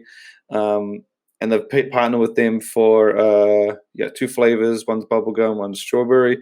But the product itself is called Sneak Generations, which I believe is just like their extremely nostalgic version of their gaming supplement. And yeah, I just wanted to get the appeal, the opinion on just their whole marketing on this, because it's, again, they made no subtleness to the nostalgia. They just went right at it. The whole video explains it. They've called it Generations, which I thought was really cool. It to me is one of the first, not really on the nose, just in the face nostalgic products. Like, because I mean, you have games that reference and have design references, but this is the first one that I know that's like straight up, you know, take me back kind of thing. We've got a whole series too. I think Lukasz should touch on that, mostly because he's familiar with the brand. Yeah, I'm familiar with Sneak, and to be honest, the collaborations are always, fun. Yeah, And I also told this to Robic, when we discussed the subject with brick and mortar, about doing the collaborations with the retailers and everything. So I think that's a pretty cool concept, making and especially when you're doing this kind of marketing. I love this kind of things, when you're like trying to bring more history and try to like explain a customer there is a deeper meaning in something that you are trying to achieve. That's why I love this industry, because when you see something like this, it brings you these memories when you are like younger and you were like gaming and everything, and it gives you this memories. As far as like the Millions, I'm not like super familiar with this candies, because I was like born and raised in Poland, so to me, it's like this brand is not Yeah, super. I'm not familiar with it either. Yeah, I'm not super familiar with them. They're not available here in my It's country. a big UK brand. After looking around, it's like I guess they're it's kind of like their Smarties. Mhm. Like their Smarties is very different from other people's ones, but like it's yeah, it's quite an iconic candy company.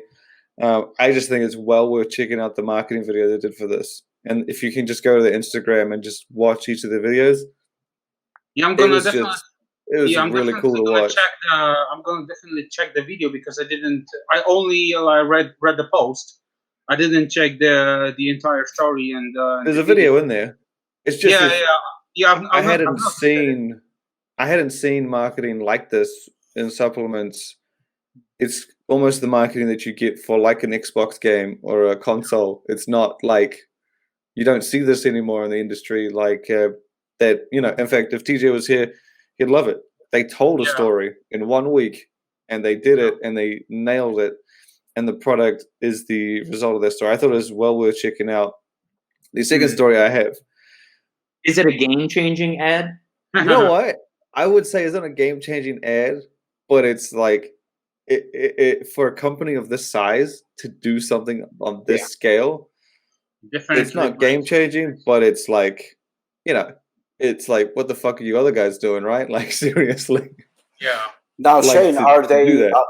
are they local UK brand or they like more on a Yeah, they're international- UK brand. They're available worldwide though. Well, that's the only thing because Lukasz touched upon something like I'm not also familiar with the flavor, so I guess it's a very UK flavor. Now, do you think it's wise to do only a flavor that is familiar to UK market? Oh, dude, just watch the marketing. Okay. Look, if they had told me that Is really cool. if they As somebody that grew up playing video games, Yeah.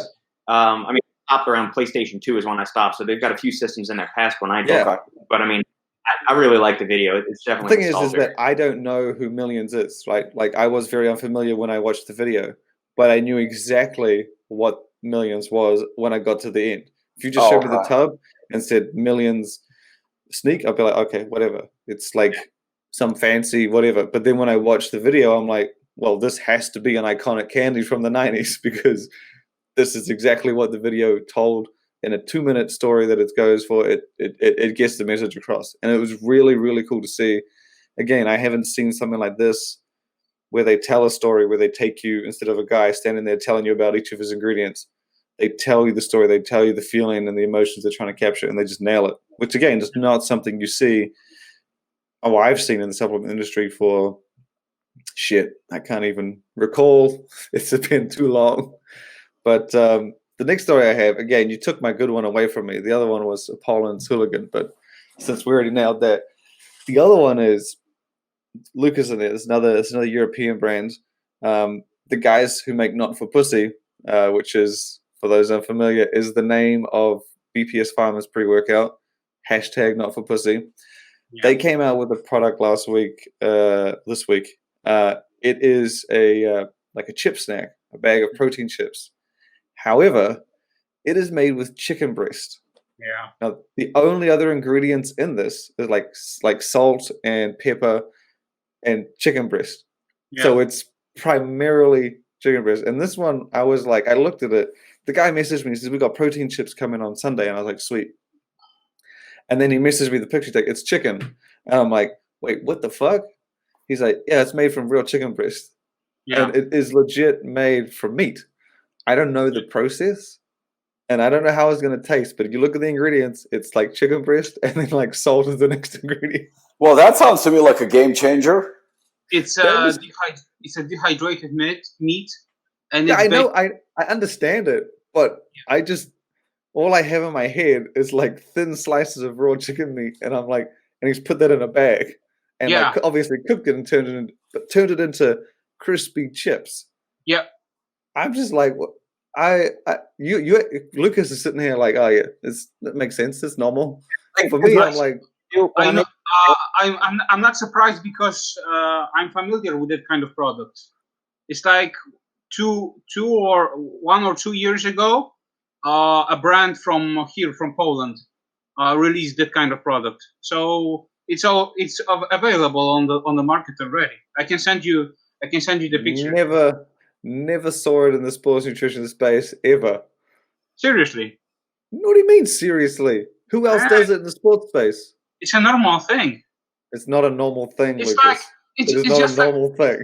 It's just like biltong or like a beef jerky. It is not like biltong, and it's not like beef jerky. That stuff is everywhere.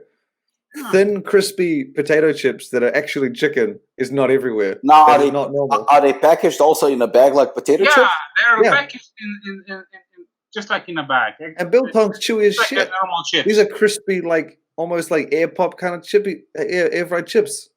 This is not like biltong, Lucas. Now, That's why I like- where's this company from? That's what? Where's this What's company that? from? It's Germany. It's Germany. Now, do they have any other products, or is it something innovative? They that do. have? They have. This is what I thought was so weird: is that they have pre-workouts. They typically stick to like hardcore stuff. They have a pre-workout called Not for Pussy. They have a fat burner called. I'm pretty sure it's their fat burner. It might be their test booster called Pussy Caps. They have, they have some uniquely named products. So it was very out of left field for them to bring out not only a functional product, but protein chips made from chicken breast. I know Lucas is sitting here saying it's normal, but judging by your guys, you're like me. I sent you guys picture. Picture I'm interested. from one of the supermarkets that we have in Poland. It's Well, what I was going to say about that is, it's a normal thing, guys. It's nothing special. I've got an air I think fryer it's here at the incredible. house. I'll cook chicken breasts, and then I'll like shave it super thin, and I'll stick it back in the air fryer, and you can actually make chips. So I'll put that on my sandwich, and it's crunchy. It's just made out of chicken, and it has a chip-like texture. So it's like that. I know what Louis getting at. I've never seen it. I don't know how they're going to hold it processed like that, because I mean, I do it and then I eat it, so I don't know how it's going to hold up in a But the macros on it are like the macros on this This is only destroy protein. any protein bar, any protein chip on the market. It's actually more like protein powder. It's like something like 20 grams of protein, like somewhere in the realm of 80. I can't remember the exact numbers, but it's pretty much protein powder. Yeah. I'm It's impressed. insane. And it's chicken breast. But apparently it's nothing new. It's apparently Polish people have been living on this for years. Oh, guys, you live under the rock. Apparently. So see, that's the thing. This is what I find. I thought what interesting was about that is that it was an interesting product, but what's even more interesting is that it's out there. It's already there. They brought it into the sports nutrition space, Yeah. and I mean, shit, I'm blown away. I'm hoping that someone in the US picks it up and is like, shit, I'm going to shave myself some chicken and air fry it too. This is genius. Because again, the game is with snacks is to get it as nutritious as possible and have it convenient and on the go. yeah. This smokes any protein bar by a long shot, and destroys. I mean, I guess taste will play a role, but I mean, if it's salty chicken, I mean, shit. What are you gonna do? Yeah. Do you remember what Bombard did with the chicken breast in the can? I don't know if these guys saw this. It was like a pot of like raw, like well, not raw, but like just cooked chicken breast. in like a sauce. It's just like a little glass pot. I remember I was like, you don't get any more real food snack than that. Outright bar is gone. This isn't just real food. This is just chicken in a jar. Robic, the Russian company, the Bombard. Bomba, yeah. They launched the chicken breast, and it's like locked in the jar. It looks so raw and gross because it's not an opaque. It's like a clear jar, and you can see the meat in the sauce.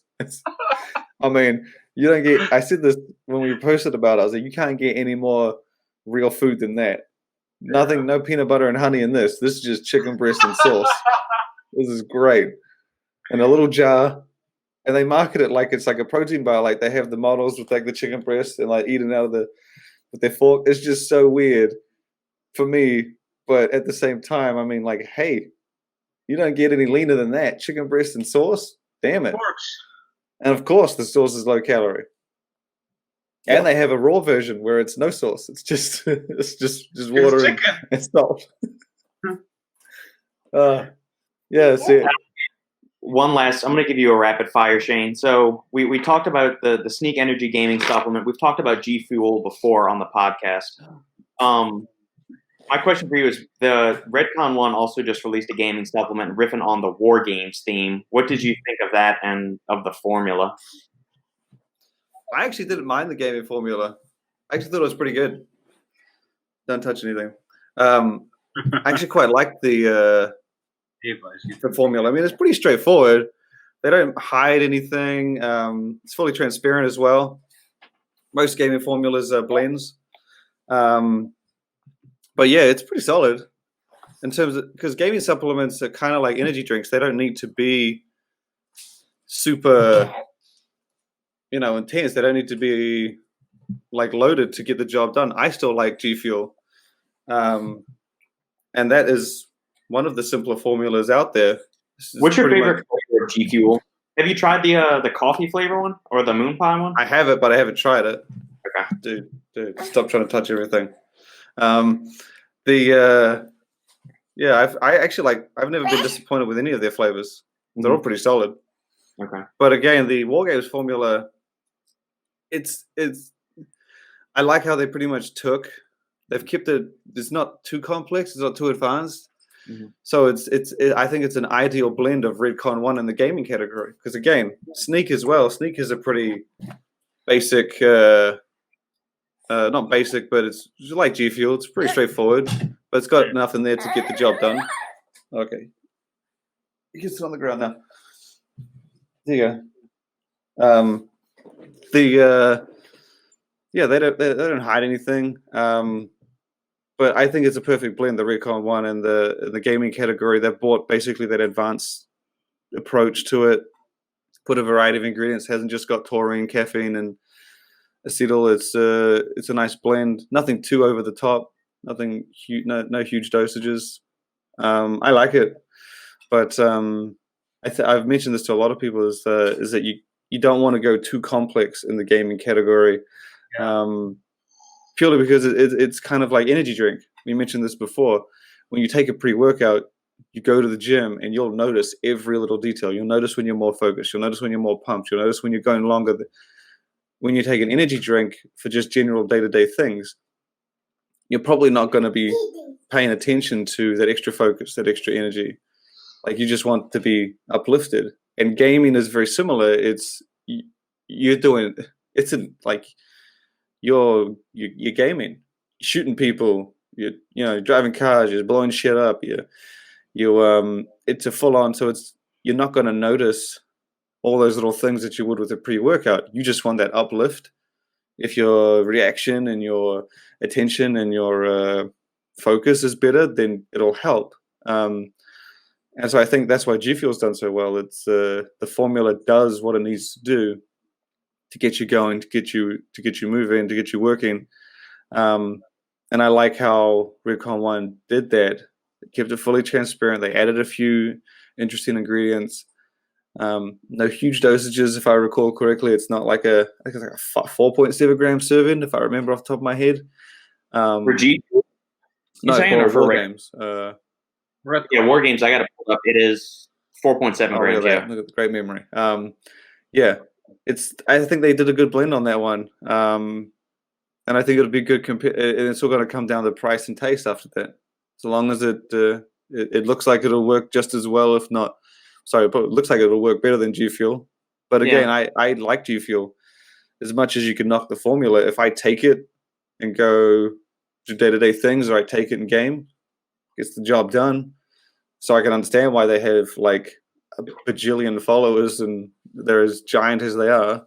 Well, yeah, after y'all talked about it, I thought, let me just buy this. So I bought a tub off Amazon. It was $30 for $25 for 30 servings or whatever. And I got the pineapple flavor. I think it's called Power Player Edition or something, but I went for a tropical flavor.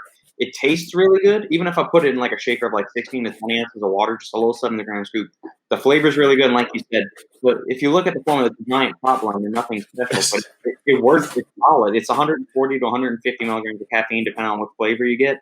Yeah, it's solid. Until I get me going in the morning for writing or something, if like I slept bad or something, it works. That's the thing, and it's I mean, my only knock on it is that it's like $35, but at the same time, they do a lot of sales. They do a lot of like buy one 50, buy one get one free. It's a little rarer, but they do them. So I mean, you get as cheap as $17 a pop, and again, the flavor is solid. I'll throw that straight to the dome. Don't always do it drinking it. So I mean, they've nailed it. And as much as you can say, oh, this gaming formula has better dosages, this has got this and that, I'm like, seriously, if you take a well-dosed focus supplement and then take G Fuel and game with both, you're not probably. I've done it, and I haven't noticed a $20 difference in my performance in gaming. I mean, when I'm gaming, I just need to be awake and shoot some shit, right? Even if my reaction time and my attention span is better, I'm not going to notice that when I'm throwing the joysticks and smashing the buttons. I mean, it's milliseconds of that. But it's, I'm not that great at some of the games anyway. All right, gentlemen. Well, thank you much for your time again, as always. And we're going to do some shameless promotion for the podcast. For all you listeners out there, thank you for tuning in, as always. You can like, comment, subscribe, share the video, share it with family, friends, and loved ones. And we will see everyone back here same time next week. Hell yeah. All right. Cheers, guys. Bye, guys. See ya. Good night. Bye, guys.